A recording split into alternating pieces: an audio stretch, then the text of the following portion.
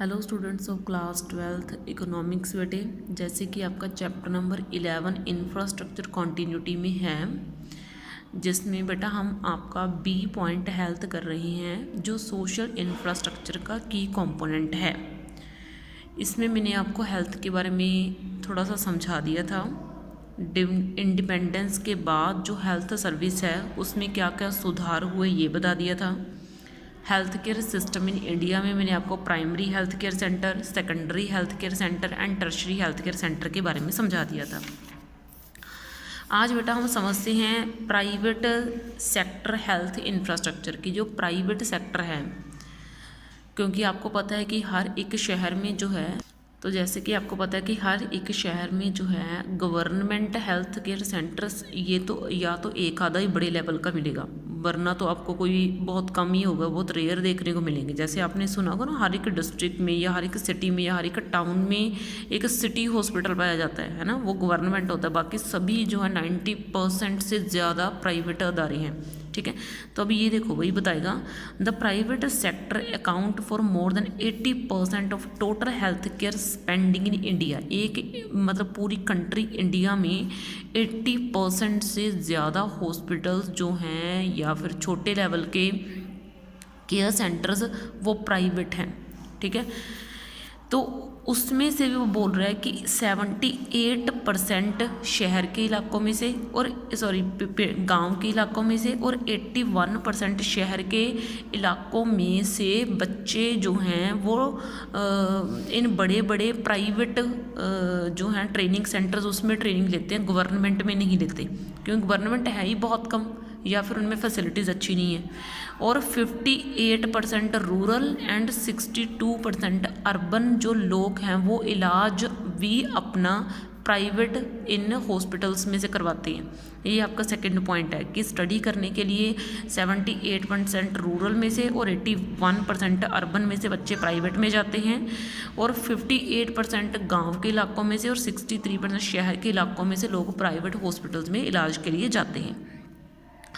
और आपका third point, जो प्राइवेट सेक्टर है in health care has gained a dominant presence in all the sub market, यानी कि उसकी बहुत जो है ना, मतलब प्राइवेट सेक्टर की मार्केट बहुत अच्छी होती है। मतलब क्या, उनमें मेडिकल एजुकेशन तो होती है प्राइवेट सेक्टर्स में, जो प्राइवेट हेल्थ केयर से होते हैं, साथ साथ में ट्रेनिंग का भी प्रबंध होता है जो बच्चों को देनी होती है, डायग्नोस्टिक सेंटर्स होते हैं, टेक्नोलॉजी जो है, मॉडर्न मशीन्स होती हैं प्राइवेट हॉस्पिटल्स में, है ना। मतलब कि जो है पैरामेक्योशलिस्ट सब कुछ होता है मौजूद वहाँ पे, है ना। यानी कि बच्चों को सिर्फ स्टडी नहीं सिखाई जाती प्राइवेट में, उनको प्रैक्टिकल, उनको ट्रेनिंग, उनको पैरामेक्योशनिस्ट, सारी किसी चीज़ों की स्टडी जो है वो करवाई जाती है। उनको हर मेडिकल स्टडी का प्रोविज़न दिया जाता है, ठीक है।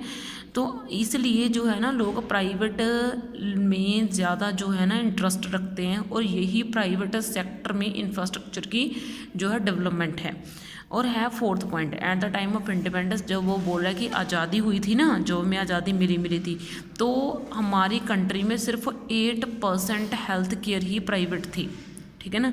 बट 93 हॉस्पिटल्स जो हैं, 93% हॉस्पिटल्स वो बोल रहे हैं, 64% ऑफ बेड्स, 80 से लेके 85% जो डॉक्टर्स हैं वो प्राइवेट सेक्टर का हिस्सा बन चुके हैं, ठीक है ना। यानी कि गवर्नमेंट की तो ना मात्र, बिल्कुल ना के बराबर जो है वो रोल रह चुका है हेल्थ केयर सेंटर में, ठीक है।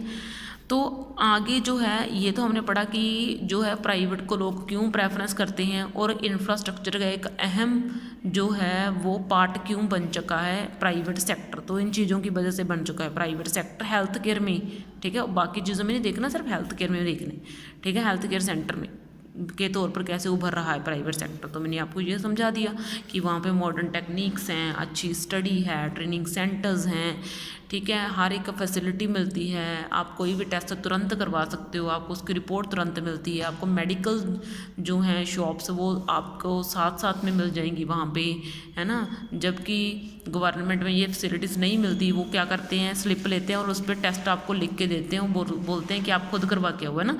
लेकिन प्राइवेट में सारी फैसिलिटीज़ नॉर्मल मिलती हैं और साथ में मिलती हैं, ठीक है। तो ये इसलिए इंफ्रास्ट्रक्चर का बहुत फ़ायदा उठाया है प्राइवेट सेक्टर ने, ठीक है। और इसका सीधा सीधा असर जो है हमें positive impact health care centres के ऊपर देखने को मिला है, चाहे वो बहुत महंगे होते हैं लेकिन उसमें हर एक फैसिलिटी मौजूद होती है। वो आगे है health as an emerging challenge. आज के बात कर रहा है, प्रेजेंट टाइम की बात कर रहा है कि हेल्थ जो है वो एक उभरता हुआ चैलेंज बनता जा रहा है। कैसे, ठीक है। तो मतलब हम जो है ना हेल्थ केयर सेंटर्स को संभाल नहीं पाए। हमें हेल्थ केयर सेंटर्स जो थे, जिस तरीके से हमें सोचना चाहिए था गवर्नमेंट को कि ऐसे बनाने चाहिए, इस तरीके से बना नहीं पाई। जिसमें सबसे पहले unequal distribution of health care services. इसमें कोई शक नहीं है कि असमान जो है डिस्ट्रीब्यूशन हुई है, यानी कि अनइक्वल डिस्ट्रीब्यूशन हुई है हेल्थ केयर सर्विसेज की।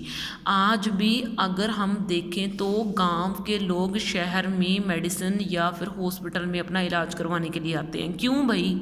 क्योंकि उनके गांव में हॉस्पिटल ही नहीं है। अगर मतलब जो छोटे छोटे जो है ना, बस वो नर्सिंग होम्स से हैं या फिर छोटे छोटे से जो है ना, मतलब दवाखाने से बने हुए हैं, कोई बड़े लेवल का हॉस्पिटल तो वहाँ पे देखने को नहीं मिलता, ठीक है।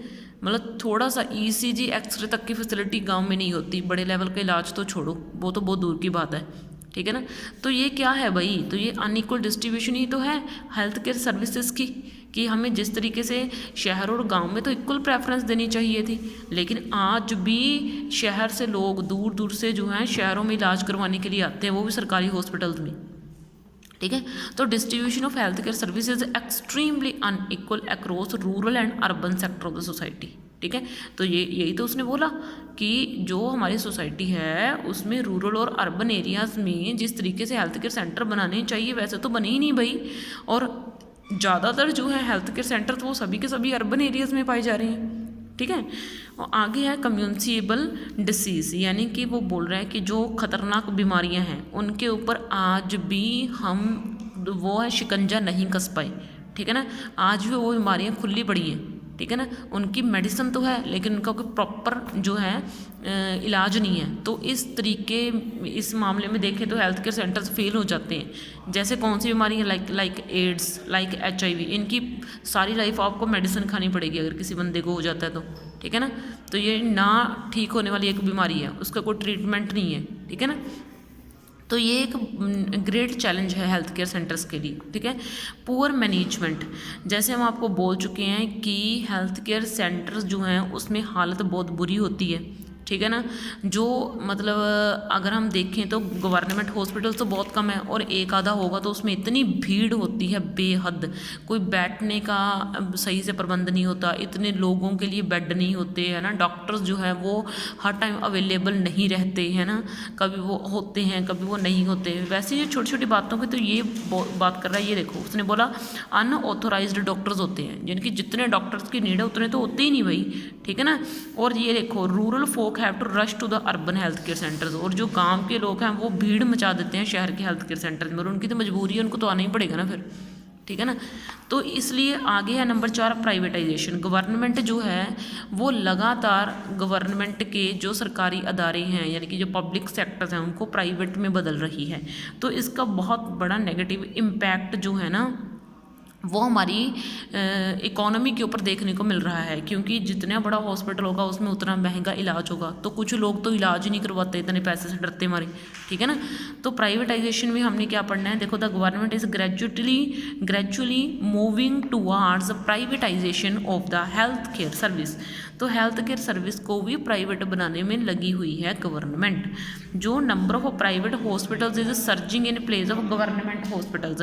तो जो गवर्नमेंट ये उसने बोला कि जो प्राइवेट हॉस्पिटल्स हैं मतलब गवर्नमेंट हॉस्पिटल में भी खुलवा रखे हैं। जैसे हम ना, मैं आपको ज़्यादा दूर नहीं ले जाती, जैसे पंजाब में संगरूर है, वहाँ पे ना एक सिटी हॉस्पिटल है, तो वहाँ पे जो कैंसर का हॉस्पिटल है वो प्राइवेट आधा लिमिटेड है।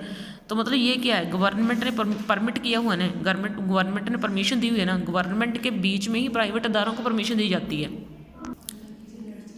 तो देखो बेटा उसके बाद है पुअर अनकीप एंड मेंटेनेंस। अब जब आप हॉस्पिटल्स में जाते हो, गवर्नमेंट हॉस्पिटल्स में जाते हो, तो उसमें सबसे बड़ा डिफरेंस यही है कि प्राइवेट में हमें हर फैसिलिटी मिलेगी, हमें हर एक चीज़ मिलेगी, लेकिन जो गवर्नमेंट सेक्टर है वहाँ पे हो सकता है आपको बेड तक अच्छे से प्रॉपर से ना मिले, है ना।